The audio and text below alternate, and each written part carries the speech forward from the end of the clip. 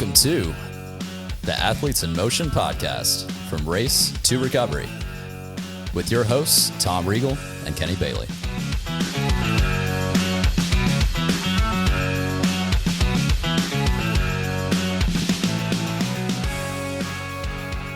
Hey, Tom, how are you? I'm fantastic, Kenny. How are you today? I am fantastic. Thank you for asking. We have JP Primm here. JP, welcome. Hey, how are y'all? Yes, thanks for having me, and looking forward to having a good time today. Yeah, so JP, to read his accolades in Palmares it's going to take forever. But basically, let's just it's a two-parter. Former pro basketball player, now a ref for both the NBA and ACC.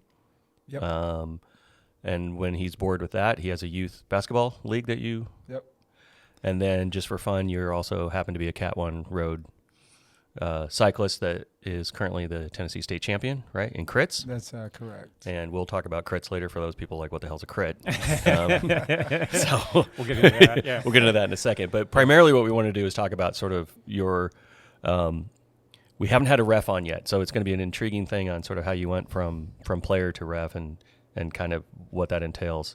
So before we get down that path, was basketball, like when you grew up, was that it? Was basketball your sport, or did you just happen to fall into it? To be quite honest, it was obviously like, coming up as a kid, we were playing everything. I mean, with football and basketball and baseball. And, as I grew older, and I played all through middle school, baseball, I stopped playing in high school my freshman year. But the main thing is like I wanted to do everything. And if it was baseball and you asked me what my favorite sport was, it was baseball. Yeah. And if it was football, during football season, hey, what's your favorite sport, JP? It was football. I was a quarterback in football, and had some college offers to play college football. But I was the type that was like, well, basketball is all I need is me. I kind of control my own destiny. And, with being a quarterback, it's like, well, I need receivers to throw to. And if it was baseball, I need somebody to pitch to me. I need, to do this, do that. But basketball was kind of, I fell in love with it, when I was, younger. But then as I got, to high school, it was like, it was kind of me. I controlled my own, so that's kind of how I fell in love with it. And that part of, depending on other people, I struggle with, and I still struggle with it today. Yeah. As far as delegating this and delegating that with different things, but I like doing it myself, and I kind of control how good or bad I wanted to be. So where'd you grow up at? Where was? I grew up in Dixon, Tennessee. Okay. So not far from here. Yeah. Right up the road, but yeah. So grew up there, and born and raised from there, and. It was really good. Community is growing like crazy, as you can imagine. Everything is blowing up now, but everything is kind of just going west, and so it's getting kind of full there too. So for high school, then, were you playing all three sports in high school, or did you have to focus when you started hitting high school? Yeah, no. So you were like Bo Jackson the whole thing, right? So I played all three sports going into high school, and then freshman year, because it was weird. It was like. Baseball freshman year, like during the summer, they wanted you to play summer ball, baseball as well. Yeah, and absolutely. I was playing AAU travel ball. So I'm like, well, I can't be at two places at one time. And that was a spot, the AAU was a spot for, you're going to play against the best of the best. And that's what I wanted to do. I was like, during baseball, I will play baseball. But it got to a point where it was like if you didn't play summer baseball, then you were kind of getting pushed to the back when it was baseball season. So I didn't really like that part. So, I kind of gave that up. But a lot of people, a lot of my coaches were like, yo, like if I would have stuck with baseball, like they thought I was, would have been in the league.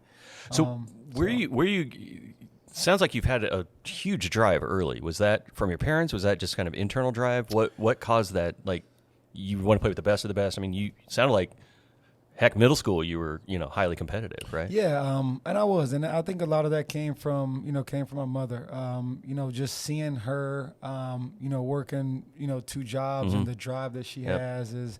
I think I got a lot of that from her, and just the persistent of being, like really wanting something and going after it.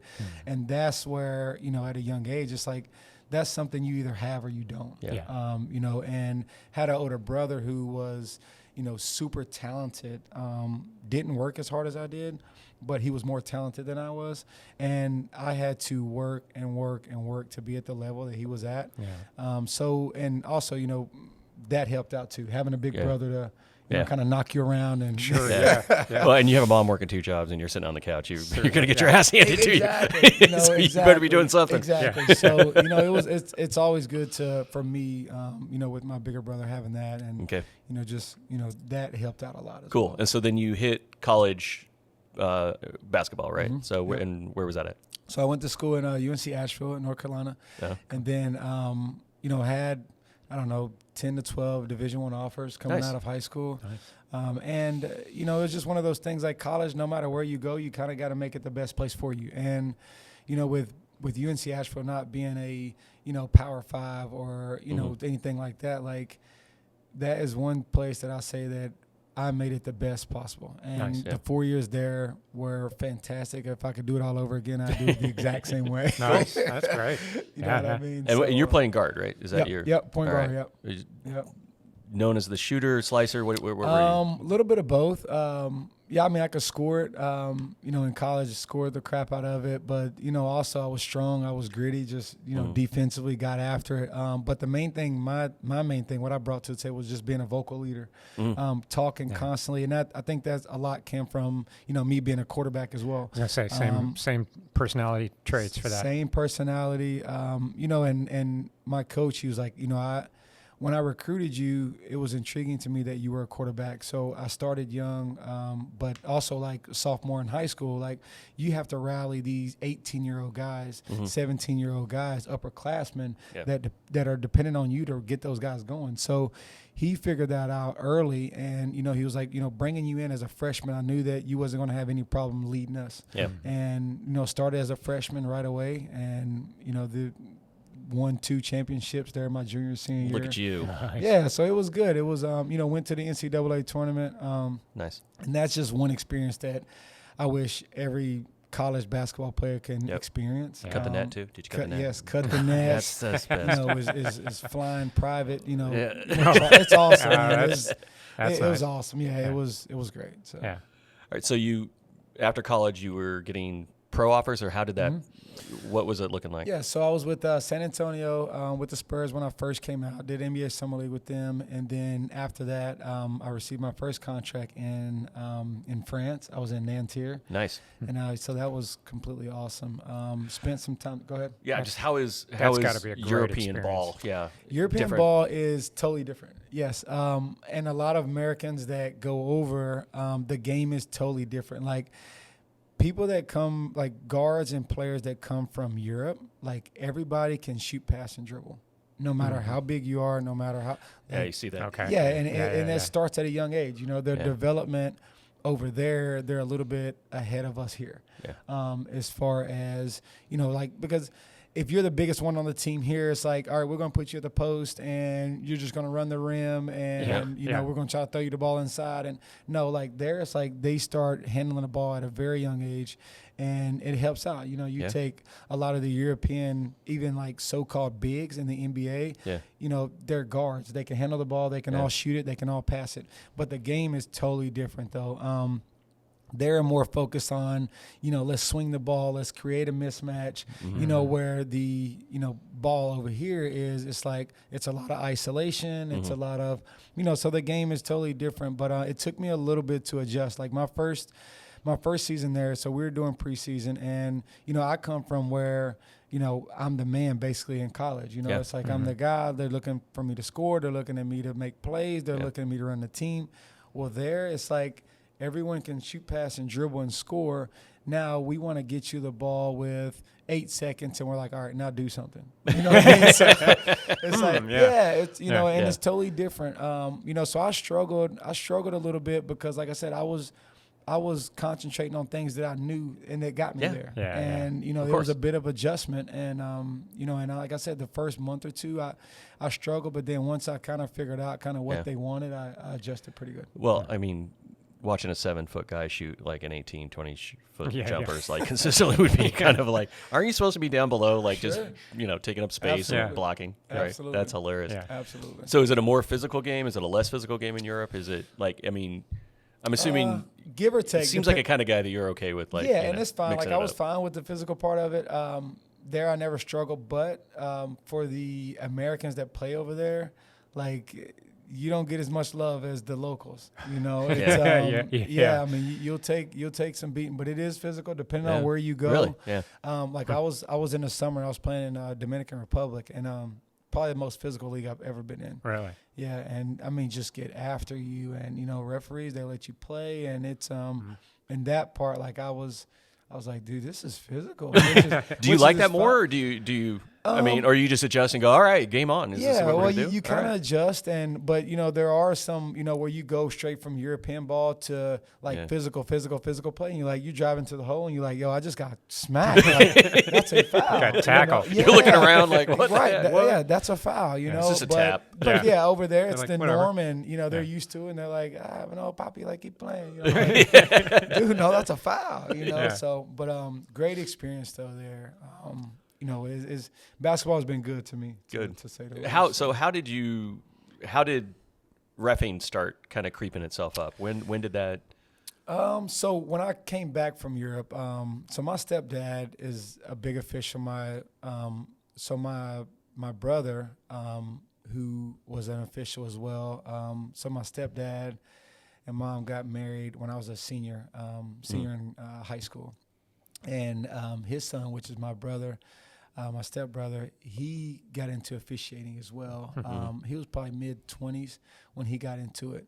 Well, we lost him to non-smoking lung cancer Oh, that's too bad. when he was 29. Wow. So he was on his way up. Just got into Division I basketball, and that following year he died from cancer. But long story short, that kind of fueled me whenever I was coming back from Europe. Like always in the summer, I would always referee games just to kind of keep me around and kind of get back to the game. And so once I kind of knew that I was changing gears with the playing side, because I started having kids, and they needed me there. They were at an age now where they were starting school, and so it's time for me to change gears a little bit. And so I started with the coaching. I was like, that was good. I built an AAU program from the ground up, and became a really high-powered travel team within the circuit. And after that, I was like, it started getting really stressful coaching. If you don't Imagine know, that. like, and I'm a talker, so like I was leaving the game with headaches, and I'm like, dude, this can't be healthy, and I'm worried about what my guys are doing, off the floor, and then I got into the high school thing, and that was kind of the same thing. It's like there's money in it, but obviously you have to start at the bottom, and you got to climb your way up, which is I'm fine with. But I was like, like I had a couple people was like, you're really good at officiating. Like you look good, you have the background for it, you played. This is what people want. This is what assigners want. And I'm like, I don't know. Like I'm gonna coach another year just to kind of. Long story short, got into it, and like my first year, I did 1 year of high school, and just kind of learning, kind of seeing plays and things like that. And then after that, I went to my first college camp, my second year officiating, and I got picked up Division I. Nice. And that was a year before COVID. And then, so a year Great. before Your COVID. timing is fantastic. And It's almost like opening a store before COVID.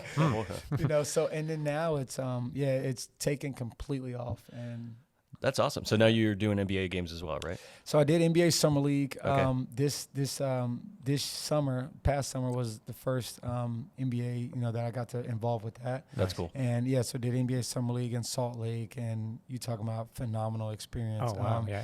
So I got a phone call. It was probably 2 or 3 weeks before, and they were like, we think that you're the guy, and we want you to 2 or go 3 to weeks NBA's before the season, before summer. NBA Summer League. Yeah. started. It's like, hey, So I'm what are you going doing to- next week? So I'm going to these college camps. And so how it works is you go to these college camps, you get seen by the assigners that you want to work for or try to get a job for, and you go in and they basically give you like a 3-day, and you're reffing basically like high school games. Yeah. And you get out there and they have numbers on you, so they see, okay, do I like this guy? Do I not? and they basically see you, basically like a tryout. And you go, and that's how you kind of get picked up. So I guess the analogy would be sort of like a baseball league, right? Where you're doing, so if somebody wanted to officiate, they would start kind of at the high school level, right? Correct. And then to your point, what are they called? The guys that are assigners. Assigners? Yes, assigners. That's an interesting term, right? Yeah, so are they these guys games do they work as refs as well, or no, are they, they're off they're the just floor. Got it. They're off the floor. So they just sit there with a notepad and correct. But then you also have these clinicians. They're called clinicians. So these clinicians are basically like responsible. So they might have 6 clinicians that they have there at camp. So these clinicians sit at each court and they watch you. And they take notes as well. So each day they go back to their boss, which is the assigner, and they basically say, okay, we like this guy, this guy, this guy.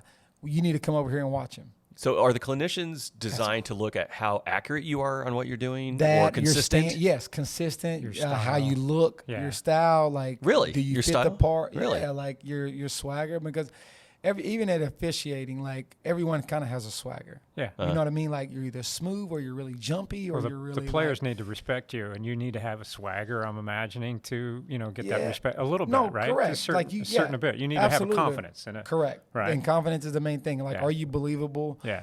Can they approach you? Because I've been in games where it's like, dude, like I'm like, why are you coming to me about a call that was called by my partner? He was like, because I feel like I can talk to you. Yeah. So that's cool. Yeah, so that right there. And I've been in games where, like I said, players come and talk to me, and I have that because of I played. Yeah. So your respect level's higher, right? Because Correct. they know what. And even some of them that don't know my background, like I have, because I played, so I know the conversation needs to be had with the players. Yeah. I can relate if players are frustrated. I can relate, and I feel that. Yeah. And, so I might bring them to the side and, kind of talk to them and kind of talk about a play that they may think that, it wasn't a foul versus it was a foul. Yeah. So I'll conversate and talk to them about that, and so next possession, it's like more of a respect thing. It's like, okay, he hears me, I hear him.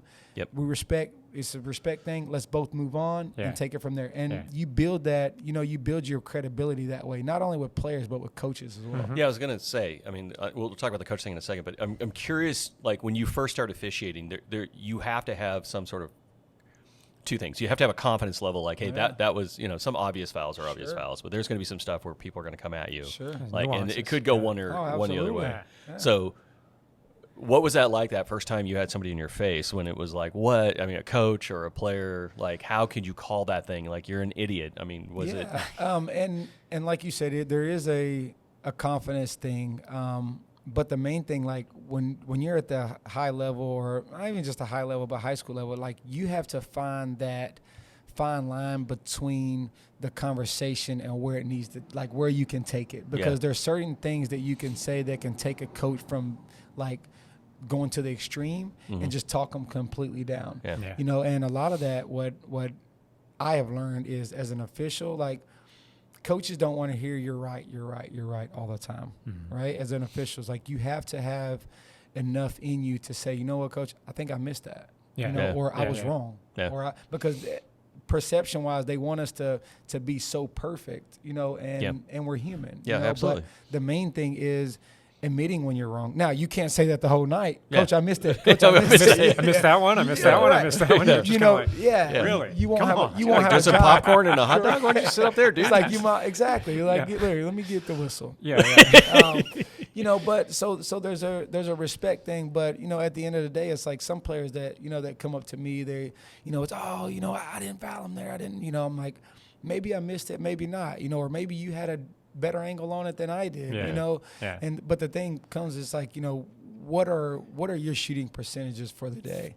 And it's they're shooting 50%. I'm like, listen, if my call percentage was 50%, I would be out of a job. You know what I mean? So like you relate to them that way and you talk to them that way. It brings them down a whole lot, or having one word, conversations or sentences that you say to coaches that bring them from. So figuring out that part. That's interesting. It is. It's very interesting because, like I said, like some coaches are different from other coaches. So what style would you call yourself? Like, if you had did you develop a style? Did you did you intentionally, or did you fall into, or do you have one? Sure. Do you need one? No. Should we get one right now? Yeah. Should we go get one? Should we go? Wow. Do you have a nickname? So I think So I think Suave. my swag. Try it on. Is, Suave. right. Just boom. I think my swag is more of like laid back, and sometimes I get kind of hit with being too laid back. Now I've kind of gotten better with it. It's like sometimes, from perception wise, some people may think that I think the game is boring, but that's just my personality because I'm super laid back and I'm super chilled, and nothing really gets me like from 90, to 0 to 90. Yeah. And I'm real calm at everything, but I've also had coaches and players say that they love that about me. So that's kind of, but there are ways and times in officiating that you need to go from 0 to 100. Yeah. You know what I mean? No, Like, absolutely.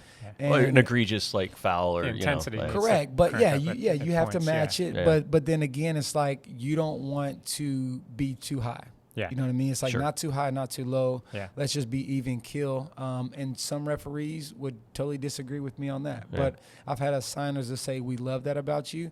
I've had signers that say, we need you to be a little bit more, have a little bit more urgency or have a little bit more because my movements are smooth. So I think, so to answer your question, I'm kind of a smooth, Got it. kind of take people down, and talk and really communicate with players and coaches. So Go do ahead. you look at the game differently now that you're reffing? Is there a different nuance to the game that you pick up on now that you kind of do? I mean, you came at it from a player, Sure. you know that end of it. Sure. What is it that you look at now that you see a little bit like it's a bigger picture? Yeah, right? it is. No, absolutely. The game is faster. It's crazy because NBA Summer League this past year, it was there was an NBA. It was a commentator played in the league, and he said, "I want to try officiating for a day." And they put him in a game. Richard Jefferson. They put him in a game, and he never officiated a day in his life. Yeah. And he said, I just want to see because he's a commentator. And he said, it's good for me to see what y'all go through. Yeah. Man, they put him in a game, and his eyes were this big around. Yeah. So they interviewed him after, and he said, this is the hardest job ever. Yeah. Yeah. And he respected the officials more, now than he's Good. ever have. Yeah. And so to answer your question, like when I came from playing, the hardest part for me was not just watching the game because you have to watch certain areas and certain plays. But now it's I'm hip to, things that players are doing because I used to do them. Little small things like holding people on the screens and like small little things that if you're not paying attention, they could get away with. Yeah. So that kind of puts me one up Yeah. in that level. But calling the game from an official standpoint versus a player standpoint, that was my hardest thing because there will be plays where it's like, that's a foul. He got bumped a little bit. Oh, I need to call that. So I'm not a spectator. Like, wow, nice shot. Oh, wait. Shit, Right, yeah. exactly. Yeah, I need wait. to mark that. I gotta mark So, that. yeah, absolutely. So, that was my biggest, my biggest leap was trying to referee it from a official standpoint versus a player standpoint. Yeah. Nice. So let's break down sort of. I kind of know, but I don't. Right. So how many total officials are on the court at one time? What each role is? You got Sure. go. So you have so there's 3 officials.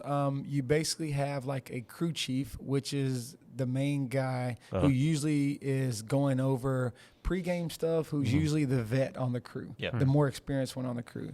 And he is usually the one tossing the ball up. Okay. So right there who's the main referee, who coaches are going to go to probably the most. Okay. Especially in a bigger game. But then you have your so you have your crew chief or your R, and then then everyone falls up under that, and basically you have a referee, you know, and you have a U1, U2. Yeah. So an NBA is different from college. They just call them different things, but there's still 3 officials out Got there. it. Yeah, same three. Same concept. Yes. So are you devoted to one side of the court then, as a U1 or U2? No, so everyone kind of, so you start off in like the triangular. So you have like a trail, you know, is basically on top of the court, and then you have a lead, which is basically the one on the baseline under the basket. They're usually on the same side. Okay. And then you have your slot, which is on a single side across the court, Got it. splitting them two. So everyone is responsible for a third. Got it. And if you're watching the basketball every time, then you can't officiate your third of the court. So it's kind of hard because at the beginning when I started officiating, I was always watching the ball because as a player, and a spectator, that's what you do. You just follow the basketball. Well, when you officiate, you cannot follow the basketball. That's like the number one cardinal rule. You're watching Do anything not but ball the ball. watch. Yeah. Correct. So you ball's got over here. Exactly. I'm right here. So you're watching. You know, so you're watching screening actions. You're watching. You know, jersey yeah, grab. absolutely, the whole nine. So the person check. at the bottom, the lead official, they dictate the rotation. So if the ball is on the opposite side of them, you know, then they need to go to the strong side where the ball is at. Okay. So then if they're rotating over to the slot side, that's the single side, then he comes up, and then now, so it's like a yo-yo. Exactly. Yeah, that's that triangle keeps rotating based on where you need to be. And, Interesting. And that's what it is. So that's cool. when you rotate, now your third switches. Yeah. Now you're looking at a different third. So you may be under the basket at that point trying to figure out, you know, rebound issues and everything else, right? Correct. Yep. Holding, screening actions. If there's block charge plays, you know, plays going down the lane, you got to be able to pick up defenders. So it's an interesting gig, and I think that part drives me because you always want that perfect game. Sure. But it never comes. Yeah. You know what I mean? Yeah. And it's the same as racing. Yeah. You know, I get it. Yeah. You want that perfect race. It never comes. It never comes. Exactly. Well, and the intensity keeps you level, going, though. I mean, exactly. I mean, you are, like you said, it's pretty intense, especially your fast breaks and things are going on, and then all of a sudden you're underneath, and like you rotate on the third. Yeah. And you're looking at like 4 big bodies underneath trying to, you know. Absolutely. Trying to pick them up. Some guys cutting in, down the lane. Cutting and screening, and, you know, and you're driving down, and, you know, you're in a building with 10,000, and you make a call, and you know, the house is coming down. It may be the right call, but you know, you gotta. But how do you you still handle gotta that? make that call. How do you handle that? You know, that you hear the crowd coming down on you, and it's like you can't let that affect your next play, because if you go into, we call it going in a tank. So if you let that affect you, now it may affect your next second and third whistle. Sure. You know, now you have a snowball effect. Or it's a foul, and you're like, but what the last one may not have been a foul. Is this one going to, you know what I mean? So it's a fine line. But the really good ones, they hit that reset button, because we're going to have those ones that maybe could have went either way, or, you know, we just had a bad angle on it. But, you know, the great ones, they push that reset button and they move to the next play. And that's what helps me, is because I played it and I have to experience that as a point guard. I turn the ball over. Okay, get back on defense. I can't let it happen again. So moving to the next play constantly. And that's what really helps me out too on the officiating side. Nice. That's so amazing. you're coaching or ref in the ACC, right? So which house is kind of like the one you, like when you, is there a particular college you get to, you're like, oh man, these guys are going to be like obnoxious? Is there? Well, actually, this will be going into my first year in the ACC. Okay. Nice. Okay. But are you looking forward to one? Oh my goodness. So I played in, I could say I played in almost every school in the ACC. Either played against them, had tournaments there. Sure. You know, like, are there rowdier ones than others? Oh my goodness, Duke, Carolina. Like I played at, I played at both of those spots. NC State, Clemson.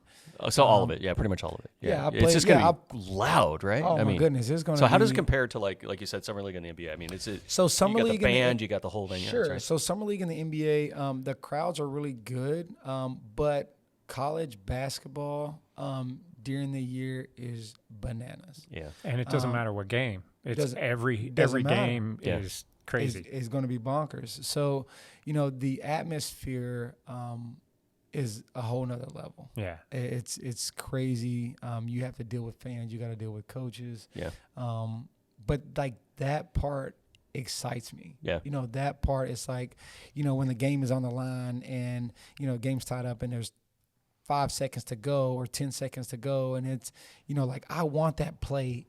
I want to be able to make that call. I want to be able to, where some officials like, I'm not calling that. I want the action to come in my area because, you know, like, I don't know. And I think that that comes with, you know, wanting the ball with 10 seconds to go. I want the rock. I want to be that guy. And if I miss it, so what? Yeah. So how do you tune out? You know, you've got 20,000 kids that are screaming their brains out. You got a band that's going like crazy, right? You call a play on you know, their marquee player. How does that? I mean, do you not look? I mean, do you just you know what I mean? It's like you walk to the table like exactly. I mean, how do you? Do you just have to tune out the noise? I mean, is that the thing? Is it like your playing days when people like boo you when you get out? It is 100%. It's like when you're on the road and the game is going bananas and you're going back and forth. And, you know, the thing is, what we used to tell ourselves when we're on the road is we want to silence the crowd. So the quieter it is, the better. Yeah. You know, and that's kind of the same. You know, that's kind of the same with officiating. Because if you can leave out of a game and they don't know names, they don't know, you know, then you've done a good job. You know, it's. If you're not on Twitter going, that guy. Correct. Picture of you on Twitter. Correct. You don't have to run to your car. Or you're not on the lead story on ESPN. Yeah. You know, so it's, but, you know, it's an awesome thing, man. It is. Like, coming from playing to officiating, like, I needed that. I never thought I'd get the same excitement as playing. Yeah. And, like, the officiating thing, like, it feels like I'm playing all over again with the travel, with the interaction with players and coaches, and I have the next best seat other than and playing. You have to still have to keep your fitness up because you're running just as much. 1,000%. You don't get to sit out. 1,000%. And it's like with the officiating thing. It's I'm gonna take a breather. Right. Now I'll be right over here. Just right. You guys just double it up. Sure. We're good. We got a Gatorade. Exactly. You know, so it's like. You know, it's like I said, the playing part, I never thought I'd get the same excitement, but dude, it's. So when I just find it fascinating because do you feel like you need to, like, are there times when you got to let the game play, even though they're being more physical than normally or stuff that you would call, when you look at it, you go, hey man, you know, they're playing physical, but they're not playing dirty. Sure, it's they're marginal. Not, right. I mean, so we call that marginal contact and stuff. So like, the first 5 to 7 minutes, we like to, you know, say let them sweat.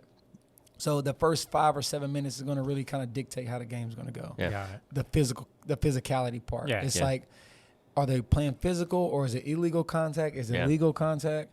You know, but like I said, there is a such thing as game flow too. Yeah. Like, we don't want 1,000 whistles messing up game flow because people are here to watch them play. They're not here to watch us officiate. Yeah. Now, there's a guideline though we have to follow. Sure. And if you, like, let's say if teams are playing handsy, you know, with their hands early, you know, if you pop them early, they'll stop. Yeah. You want to bring that. Yeah. So you have to. So you have to also be in control of the game as well. Like you have to, you know, tell them, hey, this is where the game's going to go, or this is where the game's going to stay.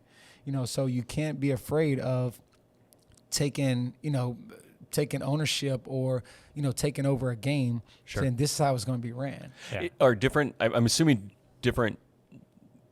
Referees are like the guys in charge. Like you have to adjust to sort of their. Like, or is it fairly consistent? Like, well, this guy kind of, you know, the guy that generally I ref with here tends to be okay with being a little more physical, or this one. No, that happens. And, you know, but we have pregame talks as well. Yeah. So the pregame, we go over matchups, we go over coaches, we go over players. Oh, okay. We go over, you know, what players are, you know, going to be problem players. You know, so we talk. Because everybody knows who the problem players are. Everybody knows. Everybody knows. Everybody knows the problem coaches. Everybody knows, you know, they're like, I mean, it is what it is. And it's just like the players know, or we know about the players, the coaches and everything. The coaches and players know about the officials. Sure. You know, there's some times where as a player, you know, I would walk in and see officials. I'm like, God, it's going to be a long day. Now you're that guy. Yeah, you know, and but it's the same with, you know, with when you get your schedule or when you're like, I got to go there. I got to deal with him on, you know, November 28th. Yeah. It's going to be a long one. But, you know, you don't hold grudges. You don't hold, it's a mutual respect, but you know that night that you're going to have to bring it. Yeah. You know, or you know that night that if something happens, you might have to set some things straight. Yeah. You know, and so how much, I mean, during warm-ups and stuff, how much talking do you guys do with the players? And is it more just, hey, man, have a good game? Is it, I try to talk to the players a lot because I think early pregame, that's when you can develop the relationship right there. So what do you generally talk about? So, I may ask them, how was, I seen that, last game, y'all were right there and, it's y'all just didn't finish it off and, or it may be a player or two, like one of their key players that I'm, talking to and, hey, man, I seen you been shooting the crap out of the ball lately, man. Hey, keep that thing up. Or something like that. It's like that lets them know that we're doing our research you're not, and stuff too. You're not just pure I'm not just cops, showing up. right? Yeah, I'm not just showing up. I'm human. You know what I mean? Yeah. Or somebody may be shooting. One of their players might be shooting on the side, or hey, you can't miss 2 in a row now. Come on, man. Come on. Just little small conversation. Sure, that you can win players over just right out of the gate. Hey, we love the game too, right? Absolutely, we're here for that. We're here for that. We're just here to make the game smooth. Yeah. You know what I mean? Like we want to see good plays. Yeah. We want the game to go up and down. We don't want to stop the game. Sure. You know what I mean? So if we can do that and limit our whistles, the game is smoother, the flow is smoother, and everybody's happy. That's awesome. Yeah, and it just kind of seems like that. I think there's in my opinion, it may just be me, there's sort of this misperception you guys kind of come in like robots. You don't talk to anybody. There's nothing that goes on. You do the officiating, you leave. But now there's some officials that do that. Yeah, I'm not going to sit here and sugarcoat but it everything. seems to me, but it seems to me that the ones that seem to get along with the players more and get a little bit more respect. So if you call it like, Duke, you knew you hand checked. Yep. Like you knew that. Right? Yeah, 100%. So, because you talked to them ahead of time. Like it seems like you can have a decent rapport and actually, talk to these people as humans and still be able to officiate, right? Yeah, absolutely. And, but there are those officials that, that get criticized that, they don't say a word, they play goes on. They don't want to talk to players. They don't really want to talk to coaches.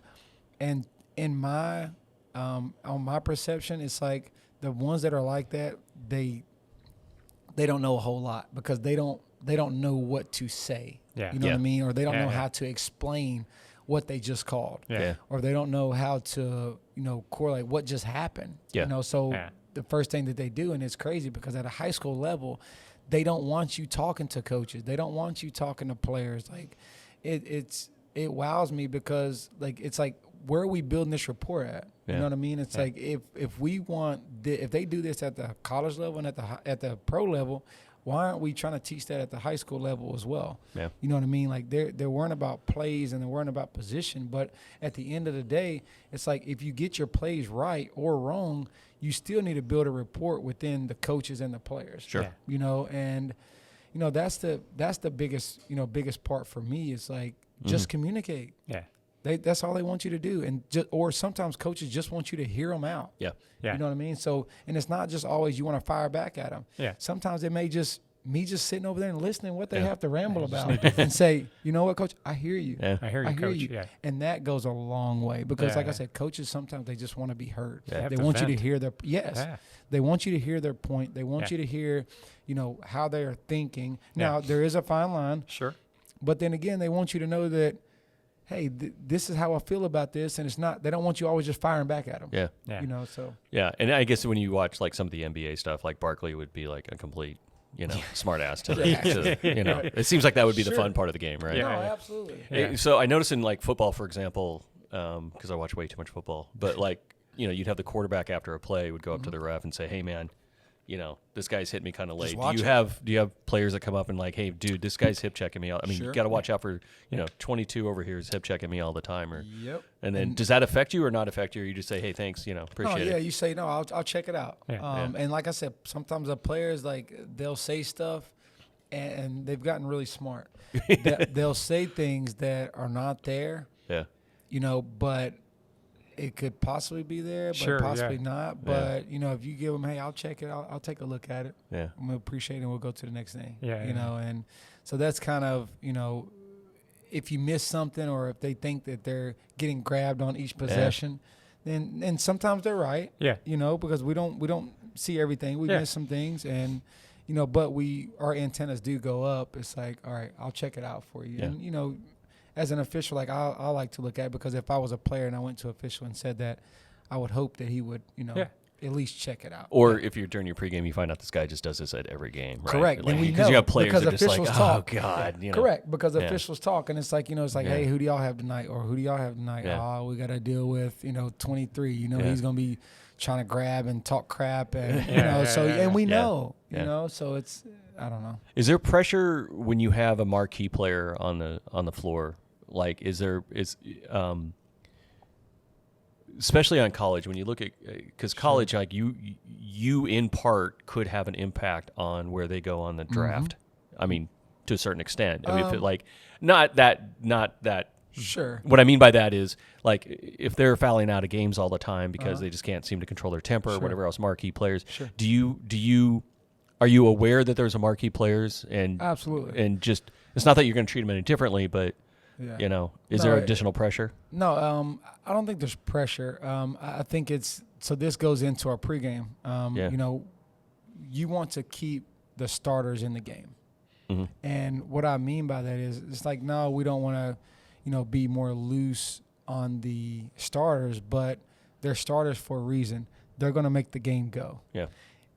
When the other players come in, that's when junk is going to be thrown in the game. Mm-hmm. So that's when you're going to have whistles and whistles and whistles. Yeah. Like, to be Yeah. honest, they're non-starters for a reason. Yeah. And the main guys are the players and the starters. So, like, to answer your question, I don't think it's really pressure, but the pregame talk is, let's keep the best players on the floor. Got it. You know what I mean? So Well, yeah, if and it's then- marginal, Yeah. if it's marginal contact, and we can play through stuff, let's play through it. Yeah, and if they're Yeah. like, I would imagine if they're doing continual marginal contact, where it would be one of those, dude, you're getting close. Correct. Yeah. Right. Or we got to hit you, and then Yeah, so we're gonna- now Yeah. that.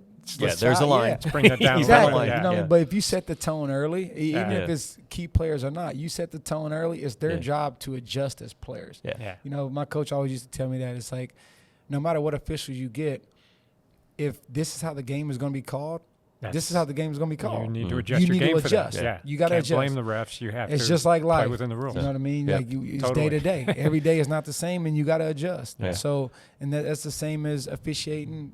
From a player perspective and from officiating perspective. Yeah. So Same thing with the coaches then? I mean, your relationship with the coaches need to be sort of, do you guys talk to them before the game and say, good we luck? do. Yep, absolutely, Yeah. we do. But you have to be careful with some coaches. Some coaches they're real slick. They may try to talk to you a little bit longer, and the other coaches down there like, what What is he talking doing about? now? Yeah. The gamesmanship has got to Sure, be. yeah, the they're- sportsmanship, they're on there. the integrity of the game is huge. Yeah. So but everybody essentially respects each other from the officiating Yeah, to yeah. the coach's perception.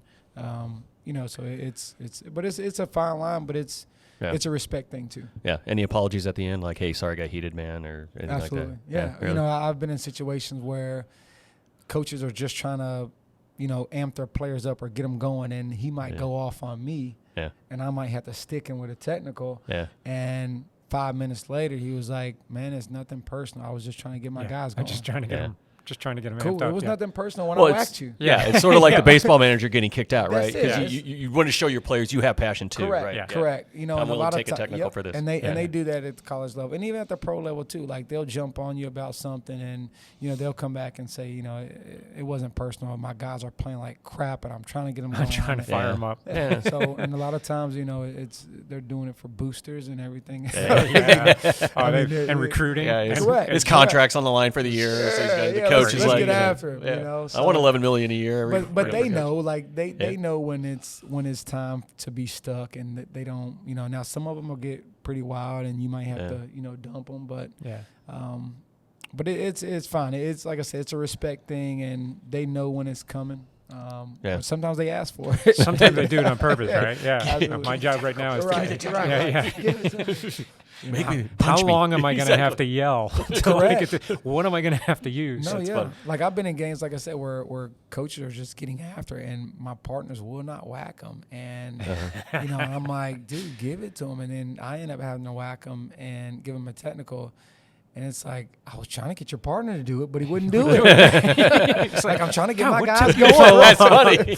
Man, Trying to get my guys going to my technical. I That's was awesome. going to have to start calling your mom mean, it's names not and stuff, right? God, what does it take to get a technical here? Well, the good news too is at least you know it, right? So Sure. you're like, I get it. You're not yelling at me. You're Yep. yelling to Yeah, fire you're somebody yelling- up. I get it. Absolutely. Okay, Yep. all right. Yep. Let's do let's And do the that's a whole- dance. let's let's do do it. the Let's do dance. it. That's Let's funny. do it. So for your career development, then you would definitely want to hit NBA, hit marquee games, Yep. do all that, or do you like Absolutely. the college ball, or is I that do love the college ball, but end goal is, like I said, I want to work it at the highest level, and not saying Yeah. that college basketball is tough, and college basketball is really good. yeah Yeah. And there's a lot of money in college basketball. yeah The NBA for me, I want to be at that level one day. Played it, but then now officiating there full time would be cool. Completely love Would it. be awesome. So is it, if you don't mind me asking, is it do you get paid like contract? Is it by game? Is it a yearly contract at the lower levels and then or at the higher levels, or how does it? College is per game, Okay. and then the league, it's a union, so you're salary based. Got it. Deal. And then how much control do you have over which games you get to officiate versus You don't. Oh, okay. that would be a zero. Okay. So that's the So I didn't know if assigners. like seniority So is that- like, no. Well, yeah, you'll have seniority. So so the assigner knows though. So this is when the assigner comes in play. It's like, all right, if you've been, like I said, in the ACC for 10 years, like you're gonna get Yeah. hooked up really Yeah. good. If it's a pecking order, Yeah, if you've sure. been in Same with anything, yeah. it's same thing. Yeah, yeah. It's if you're a vice president, you're getting hooked up. Yeah, yeah. Versus you're on your first day here. Yeah. You're at the low end Yeah, of the totem You're getting pole. your own coffee. Yeah. Exactly. Correct. You're not, delivering, getting delivered, Yeah, coffee yeah. delivered to you. So, so it's a pecking order, and obviously the vets get taken care of, and first year through third year, and there's also like a pay grade too. So Yeah, Yeah. there's like a tier 1, tier 2, tier 3. Yeah. Sure. So the vets are getting the highest tier. Yeah. Yeah. Next in line, like 5 to whatever years, are getting tier 2, and then year 1 to 4, you're getting the Got it. bottom tier. And is it some sort of bonus structure if you're hitting championship games or playoff games? I kind of assume. Right. Essentially, like if you're going to the NCAA tournament, then Oh, yeah. you're That's getting the bonus. Yeah, that's the bonus. Yeah, you're still getting paid. Yeah. You're still working. You're Yeah. still working. That's so called you're still, Everyone else income. is sitting on the couch. exactly. You're getting paid. You're still getting There's paid. your bonus. There you go. Yeah. Got So it. so that's kind of how, and and same thing with conference tournament. So everybody don't get to work the conference tournament. Yeah. So if you're working the conference tournament, that's your bonus because you're Yeah. still Yeah. getting paid. That's your pro Well, league. and are the assigners looking for is it individual, or do they try to match three different people because they just seem to work better? Like, It is could there be more of random. a synergy? Nope. It could be random. Now you can get graded off your call percentage, and how you're doing in these games. They Yeah. help, but it's essentially like sometimes they're going to take the vets to the tournament, Sure, or yeah. if you but if you do have a really good year, then you could work the first and second round of the conference tournament. You know what I mean? If you're a young guy. Yeah, I guess I'm trying to figure out are other refs either positively or negatively affecting your perception of your performance? Possibly it can go that way, because if you're in a game and y'all completely just butcher the game and butcher Yeah. rules Yeah. and kick rules as Yeah. a crew, because if it's on the crew. If one person kicks the rule and they get together and they don't know the rule, or they don't know how to, tell the rule, Yeah. then That your can't be whole good. crew Yeah. kicks the rule, and you will get games taken away for that. Yeah, Okay. yeah. Because they're at a level, it's like rules are things that we can control. Yeah. You know what I mean? Like, we can't control if that play is right every single, like, we're not going to have the right play and call the right play every single possession. Yeah. So we're going to miss plays. Yeah. But rules, that's You gotta something know that the you rules. have to know. Got it. Yeah. You know what I mean? And if it might be one person is not sure about the rule, the other two better be for sure. Yeah. Because because after the game, what's going to happen is the coach is going to call the assigner, and he's going to say these guys kicked the rule, or your signer is probably watching the game. Got it. Your signer's probably going, they don't know that Correct, rule? because the Come on. assigner that I work for, they're going to say, yeah, come on, I'm going to take these next 5 games away from you, Yeah. these ACC games, Yeah. So the assigner that I work for, I mean, he has 8 different screens set up at his house, and he's just flipping through each night, watching the crews.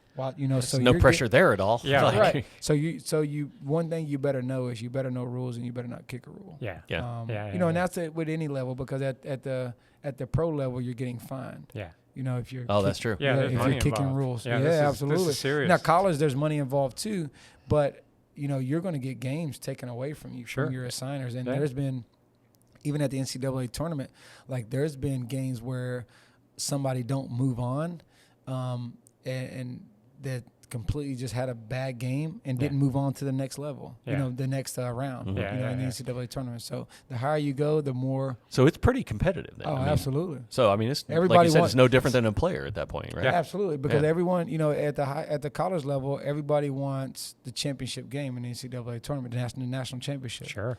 And then it's crazy because I was talking with a buddy of mine, and it's like as officials, sometimes we're never satisfied until we get the end result of being the crew chief either in the national championship or being the crew chief at Game 7 in the NBA Finals. Exactly. You know what I mean? Because if you're the next referee, the second referee in Game 7, it's like, I want to be the crew chief. I want to be the main guy. So, if you're in the Final Four, it's like, why didn't I get picked for the national championship? That's funny. You know what I mean? So you're always wanting to, and it's just with anything.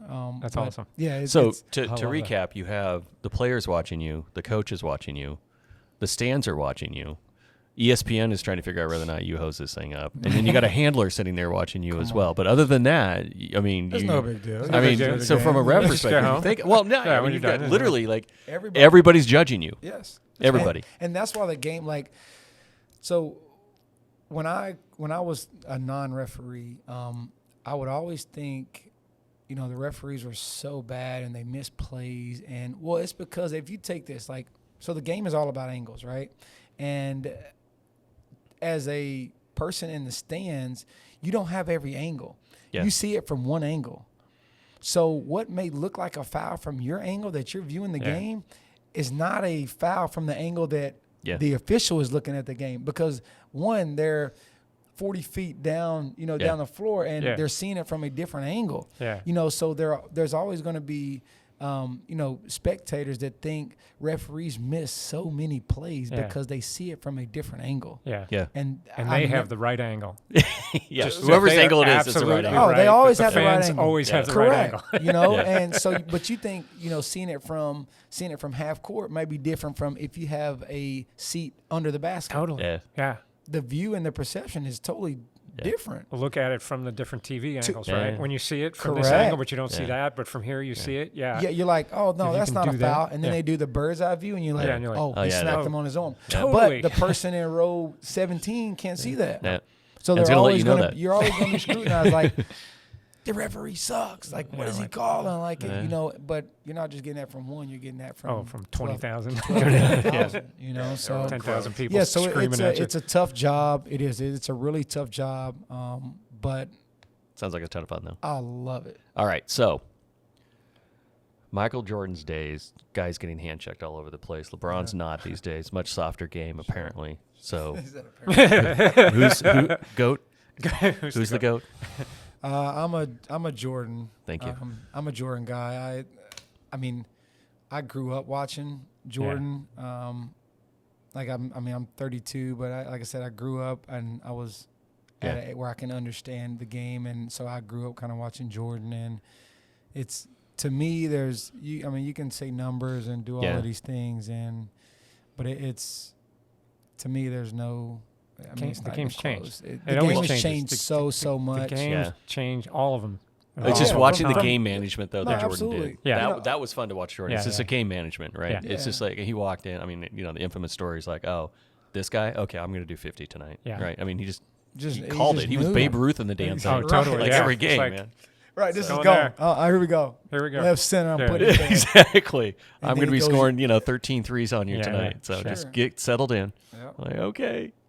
So after all of that, not just because you figured that wasn't enough thrill, you decided to be a road racer. What got you into cycling out of basketball and baseball? I know ball sports. So it's crazy. But so I have couple of friends who was cycling, and and I'm like, and so I grew up on motorcycles and dirt bikes. Okay, and so and the speed things. thing was there. Yeah, it was definitely there, and so that part, I have friends that was doing it, and then when COVID hit, I was like, I'm just before COVID, I'm like, I'm just too busy for it. Like, there's no way that I can fit this, because I know, like, if I jump in it, like, I'm gonna be. You seem to be an all or nothing kind of guy. I am.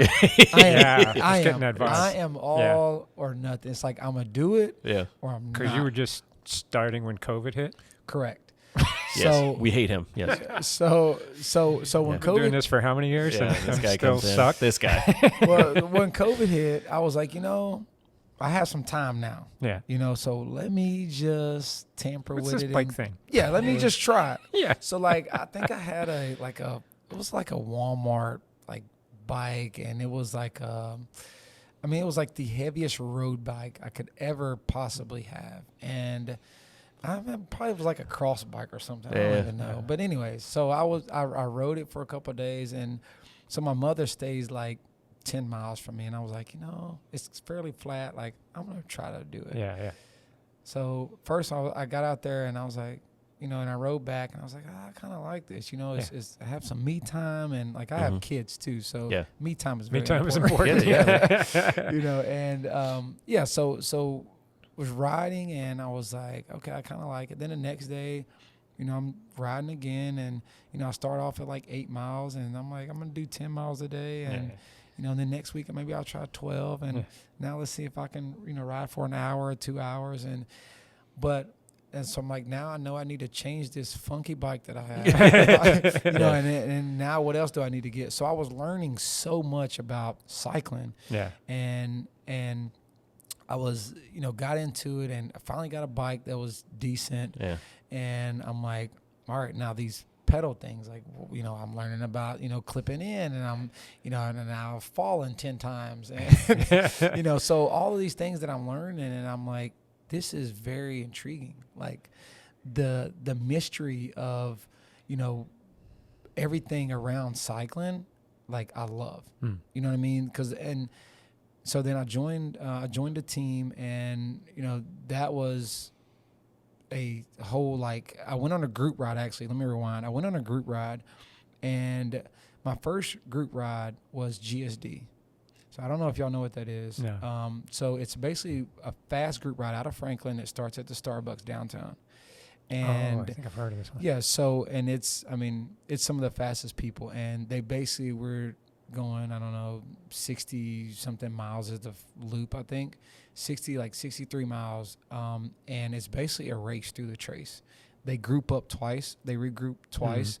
So like up Bear Creek and all through there, we regroup, and then which is not flat, by the way. Anyone listening? No. Oh my goodness, it's brutal. So this being my first group ride, so I get in here, I'm like, I'm hearing about this ride. This is your first group ride. Yeah, just so we recap, this guy barely knows how to do clipless pedals, and now he shows up to a 63-mile group ride with the fastest riders in. And I'll tell you, is this still on that bike? This is still This is on another. I've got another bike. So this one's a little bit lighter. Okay, now, so you're not on the utility I'm not bike on the anymore. No. I have the drops. I have everything. Yeah, so okay. I at least kind of look the part, but I still have the hairy legs. This guy's like a beginner. Like But anyways, so he's a rook. Who's this rook? And so I get out there, and I go through the group ride, and I'm fine. Like, I feel fine. Like, the first regroup, I'm like keeping up. I haven't been dropped yet.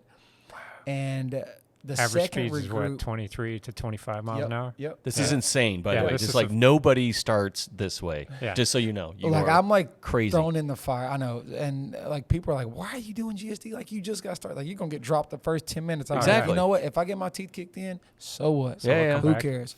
I'll come back and do it again. So I didn't get dropped until the final climb, which was probably an hour and 20 minutes in, maybe 30 minutes in.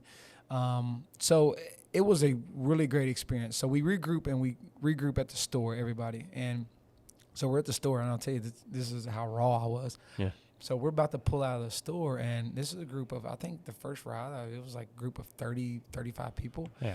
So we're coming out, and here comes like a car, and everybody's waiting. You know, some of them are doing their track stance and they're balancing, and some of people are unclipped. And I'm like, I was about to go, and then a car comes, and I'm like, oh crap, and then all of a sudden I just fall. Nice. Bam. Slow-mo fall. Yeah, fall we've been there. in front of 35 people, and they're like, who in the crap is this? And they're all checking on me. You all right? I'm like, I'm fine. Like, fine. my ego's over here right now, but what I'm blown away is like your physicality is off the charts, except you don't know a damn thing about how to unclip or anything. Nothing. Right? Nothing. So it's I just knew pure nothing. physical, Just pure strength. you're just Pure a strength. machine. the fact that you were still with them had to say something to them. Exactly. Like, so who is this guy who fell Okay. now who's still hanging with us? So we Like, got this what hairy the- leg dude that barely shows up. Like Correct. this- Correct. They Like, who can't the get out hell of a is this clip. guy? Doesn't Yes. Yet Like, he's who- hanging with us. That's yeah, got to he's- be frustrating. Like, who the hell is this guy? And They're like, I mean, I think they would regroup just to drop you. Like, we Yeah, can't like, let this let's guy. get- let's get him up. Now let's drop him. So you loved it, right? completely loved it, and I think I went to GSD probably every Saturday that I could for a year straight. Wow. When did you start the leg shaving? And Is that week 2 or no, week 3? I think when I got to a cat 4, 3, Okay. because cat 4 you can. Did you talk to your wife about it first, or you? Oh, she was pissed. And I'm like, seriously, like it was almost like she was pissed. Like, she was angry. Like, wouldn't talk to him for a whole day. Really? Like, oh, you shaving your legs? My wife Like, totally relates to that. She has said Dude. absolutely no. She's Really? like, Yeah. she was like, dude, like, Yeah. I feel like I'm cuddling up with the girl. Like, if I wanted the girl, then I would have, I would have dated a Yeah, woman. would've- yeah. She's like, this is bullshit. She was mad, dude. I love I'm it. telling you, I love it. she was fighting mad. The fact that you wait for cat 3 to before you shaved is actually pretty funny because Yeah, you have to, so just so everybody understands, Yeah. right? Correct me if I'm wrong here, but there's sort of 5 categories, Yep. right? So the cat 5 is Yep. if you just want to go race your first time, you Correct. don't need If you anything. wanna crash. Yeah. Oh, So my goodness. Crash fest. right. Do cat 5. Oh, yeah. And then Which you have to start there. You Yeah, so do. you have to start You there. do. I think you have to do a minimum of what 10 races before you can get into think cat 4. I think is what it is. Yeah, but now they have like where you can like go from like just be a cat 4. Okay. So it used Oh, to be, okay. I You can think skip the- you had You can yeah, skip the you can script. skip Crash. yeah, The crash fest. correct. Okay. Well, Yeah. you still have to race 4s and 5s because they have Yeah, 4, yeah, 5 yeah. races. All yeah, that yeah. time together. Yeah. That's right. Yeah. But as you move along, so cat 3, cat 2, cat 1, you're Yep. getting faster, you're Correct. getting better, you're getting and you're a cat 1 pro at this point. Is that what it is? So for most people, for most humans that start out, it's several years, but it's not, and I want to impress upon people how impressive this is. It's not just speed, it's bike handling that is by far the biggest thing. Yep. Yeah. And you're doing Criterium. So how is a Criterium different than like a road race for Holy the people crap. that don't know? Well, just imagine, so a 4-corner standard, 4-corner mile-long crit race for an hour and 10 minutes, and there's 110 people, and everybody is trying to get out and go to one place at one time. So that is just complete So it's a 1 mile loop mayhem. for an hour and 10 minutes, Yep. fast as humanly possible. fast as It's you can go. NASCAR. You're bumping, you're Correct. hitting. You're rubbing. It's Yeah. it's You're- Yeah. Yeah. okay. But a road Shoulder race to is shoulder. much more. Road races is going to be strung out. It's like what people see on depending TV, right? Correct, 60, like Tour de 70 France. miles. Yeah, correct. The Tour de Now- France. Yep, Yeah, and you're- depend, yeah. 100. It depends on which road race you're doing. It may be 100 miles. It may be 115. It may be 80. It may Yeah. be 60. Depending on your category. Might be climbing, might not be yeah, climbing, it might be whatever. Correct. It might be a Crit's flat. Crit is majority flat, and for, Mostly, yeah. for bigger people like myself, that's That's a relative term, right? I mean, bigger people on cycling, like if you're 145 pounds on road, you're Yeah. good. You're good, right? But 165 is correct. It's is heavy. almost heavy. It's Yeah, heavy. It's way exactly. heavy, So yeah. it's and crit is flat. So we carry the bigger guys tend to carry speed a little bit Yeah. better. Yeah. But we do have to put out more power because it's obviously watts per kilogram. Yeah. So we do have to produce more, but we carry more as well. So the flat helps the bigger riders. Yeah. Yeah. So I yeah. guess I'm these trying crits. to impress upon here. Early 2020, you're trying to figure out how to get into clips pedals. Correct. When you're doing fast forward to now, crits are incredibly fast. 2 years later. 2 years. In 2 years, you went from what's a clip-on or what's a clipless Correct, pedal, right? yeah. Or what's a bike computer? Yeah, what's a What is bike, right? this? Computer, yeah. Right. What is this? And you know? two, because How do you I've been pair in this crits stuff? before, and they're tricky. You got to know what you're doing, right? Yeah. Very tricky. And the fact that you're the state champion going from that fast is ridiculously stupid, and I hate you. Okay. so I went from So how did you figure out the handling part? Like, Yeah, was how- it easy for you because you've had a background in sports and basketball, or was it just because that to me is the difference between you sitting in an ambulance? It has to be the And, motorcycle. It has you to know. be. It It's, is. it's, Was that it's it? moto Yep, riding it as a is. kid. You It learn is. balance. You learn Correct. handling because it's all that. It is. Yeah. That's what relates across Well, it's reaction to. too. Like you got 120 people. It's turning. Bunched in. Turning. Most Yeah. people think that you turn the wheel. No. No, you have to have You a gotta certain. lean, you gotta have It's the- all Okay. Yep, physics, sure, right? You have sure. to lean When did you- angle, power, what speed. Yeah, so that It's awesome. that right there is, I mean, this is spot on. Yeah. And like I said, I've driven motorcycles at a very, very, very high speed. Got Just say you were a kid with a moto. Correct. You went And- fast. Yes, correct. And even in my you're still alive. adult years, I've probably driven motorcycles faster than I probably should have. But even like handling the bike at that high speed helped me with the bike. Now it is different because now you're in a field of 110 people, trying to all squeeze in and try to get to one Literally place. shoulder Yeah. to shoulder, touching. Shoulder to shoulder. So that part was different. That Yeah. part took me a little bit to get used to because when I first started, there were a couple races that I went down hard. Yeah. And it was just the front wheel to back wheel. Yeah. Little small Little- things little like touch. little touch Yeah. and that threw me. And so that part was tough for me to figure out, okay, now and then you go from there. So in 2020, I think I've raced maybe 5 races in 2020. And then from 2021 to the end, I started 2021 season as a Cat 3, and then I was a 1 by the end of the season. So Yeah. essentially, I got to a Cat 1 in a season, basically. yeah. Yeah, you just rode every so I race take that you it- possibly could. Yeah, well, Yeah. yeah, correct. So and that was the biggest thing. It's like, if we're going to do this, let's do it. But then there's love no that. better way to do it than to be thrown in the fire and Yep. figure it out. Yeah. Because Yeah. I've always been get thrown in the fire and I'll figure it out. Yeah. Or Yeah. I'll find somebody that'll help me figure it out. Yeah, yeah. And, so to answer you, the main thing for me was not the bike handling part, but being comfortable around 100 other guys. Yeah. going and 35 miles an going hour. 35 miles an hour and not Literally, scared to you eat know, shit. You know what I mean? Yeah. So- And you're hitting, Yeah, Yeah, you're shouldering this, people. Yeah, you're- like yeah. this past weekend. I mean, there's 115 people in the field, and everybody is trying to do one thing. They're trying to win the race. So Yeah. there's going to be bumping. There's going to be banging. There's going to be people getting cussed out. There's going Yeah. to, you know what I mean? Yeah, it's just- absolutely. it's part of it, and Yeah. it's like NASCAR. It's like people want to see the final 5-6 laps, Yeah. and it's Yeah. the same thing with crit racing. Yeah. It's they're there to watch the end of the race, and there's wrecks after wrecks after wrecks. Yeah. But the bike handling thing is the main Yeah. thing. And you get absolutely. to that level. I mean, because that's the hardest thing to learn, Yeah. right? Which is not just, hey, I can go fast and, Sure. and I'm comfortable with going fast. I know how to handle it. It's I got to handle it with literally, you're in the middle of a group of, there's literally 8 bikes surrounding you. Sure. And you got to figure out how to kind of get your way into the front third because Yep. generally, if you're not in the front third, the back third is where the wrecks occur. Yep. I mean, and you're Yep. strategizing where to be and who to follow. And how to conserve energy. Exactly. And now Yeah. that's a whole nother thing. Yeah. Oh, It's God. like, It's insane. you don't want to use too much power, and if you're not sitting on a wheel, then then you're out in the wind, and now you're using way too much power, and Yeah. then when 4 to go, you don't have enough to be there at the finish. So that part, and it's all of that tied in to that's crit racing. Yeah. And it's brutal, and I'm still learning.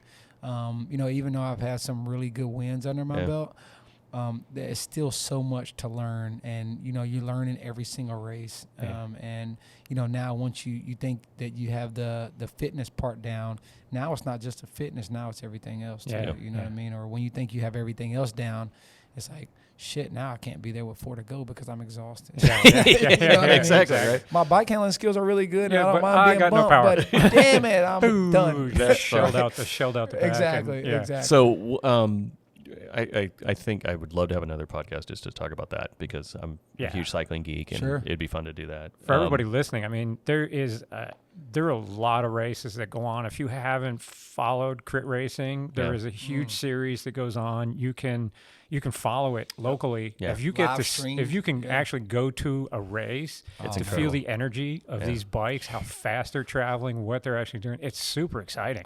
I mean, if you like any kind of racing, it's amazing. And I think what people don't understand too, because you see it on you watch the stuff on the Tour de France and stuff, and you're hearing the commentators and you see the helicopters. The sound that a peloton makes is absolutely incredible, right?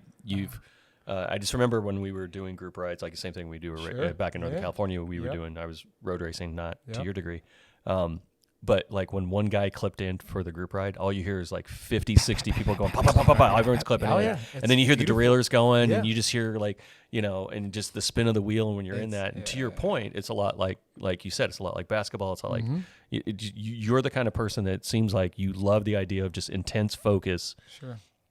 You're tunnel vision and you just live for tunnel vision. So wrestling alligators next? Is it jumping off of, climbing Everest? What the hell else are you doing? I know. So what do you got? I feel a triathlon coming in. I feel a triathlon coming. I hate running. It's crazy. Nobody likes running. It's crazy because I hate running. I was telling a friend, I'm like, but there's a good balance. So the refereeing thing, like obviously I have to run, but then it's like, for longevity, like that's why I love the cycling because there's no beating and banging on my joints, and but you need the bone density.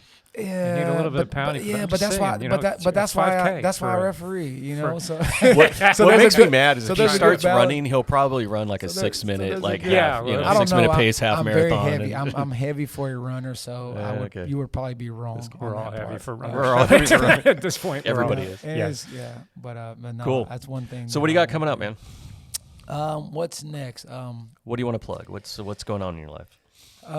Well, basketball season is right around the corner. Cool. So I'm tickled to death, about that. My assigner called me 2 weeks ago, and I will be going to a preseason tournament in Jamaica. Nice. Cool. That's cool. Yeah, I'm super tickled to death about that. So wifey's coming out there with me, so it'll be cool to spend 5-6 days out there in Jamaica. Yeah. Grow the legs out, or are you gonna keep them shaved? No, they're now, once you shave them, you can't go back. I get it. I can't go back because she might get she get might used to it again. Just got her used to it. Yeah, exactly. Then she's gonna be fighting mad. I get it. You don't need that.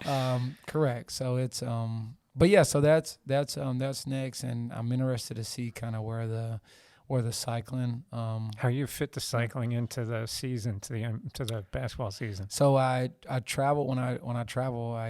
If they're not driving distance, like they're 2-day, 3-day trips, then I take my bike. Yeah. Put it on the trainer, or you ride outdoors. Yep. No, I put it on the trainer. Yeah. And then if there's a multi-day trip and I'm flying, like I'll take my bike too, and I'll try to ride out there. Yeah, nice. It's because essentially like that's the meat of the off season, right? I mean, you're talking about from November to March. Yep. Mm-hmm. So it's like, dude, like if I don't get it in, then the run-in's gonna may or may not. You need to at least maintain. But at least maintain when everybody else is logging 20+ hours, a week. Yeah, it's like you're gonna be spit out the back come April, May. Yeah. So so I'm interested to see. Where the cycling thing takes me. Cool. I'm not ready to. I get it. So it's cool. It'll be fun, but like I said, looking so forward to what next season has in store. Sweet. Exciting. Oh, that's great. Yeah. So, thanks for joining us. I mean, this has been fantastic. I really appreciate your time. It's been great. Everyone who's listening, thanks for chiming in, giving us your thoughts and feedback. Give us some thumbs up, 5 stars, share this with everybody. I mean, all of that helps the algorithms and gets us out there a little bit further. So we really appreciate all the feedback that we have gotten. Mm-hmm. Kenny, thank you so much. Yeah, JP, thank you so much. We really appreciate it. And everyone will catch you on the next one. Thank you all so much.